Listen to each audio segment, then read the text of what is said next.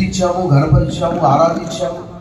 113వ కీర్తన 3వ వచనంలో సూర్యోదయం మొదలుకొని సూర్యాస్తమయం వరకు యెహోవా నామం స్తుతింపదగినది, ఘనపరచదగినది, కొనియాడదగినది. నీవు నిన్న నేడు నిరంతరం ఏకరీతిగా ఉన్న దేవుడు, మార్పు చెందని దేవుడు. మనందరినీ ప్రేమించి నీ ప్రియకుమారుని ద్వారా మాకు కలగజేసిన మహారక్షణ, శుభప్రదమైన సంపూర్ణమైన జీవం గల నిరీక్షణ బట్టి నీకు వదలాలి. నాయనా, ఈ రాత్రి మీ దాసుల ద్వారా మాకు వినిపించిన మంచి వాక్కులను బట్టి వదనాలు. మేమందరము కుష్ఠరోగం కంటే భయంకరమైనటువంటి పాపంలో జీవించే వాళ్ళం.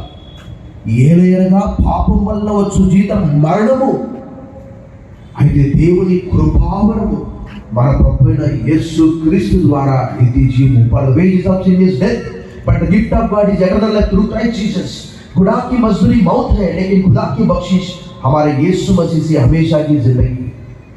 మా కొరకు నీ ప్రియ కుమారుని శాపగ్రస్తునిగా చేసి, cursed is the man who hangs on the tree, నాడు మీద వేలాడబడిన వాడు దేవునికి శాపగ్రస్తుడు. శాపం నీవు తీసుకొని ఆశీర్వాదం మాకు ఇచ్చారు ప్రభా, నీకు వందనాలు. ఆయన మన అపరాధం మీద అప్పగింపబడి మన నీతిమంతులుగా తీర్చిదిద్దానికి తిరిగి లేపబడ్డాడు. ఈ రాత్రి మా కొరకు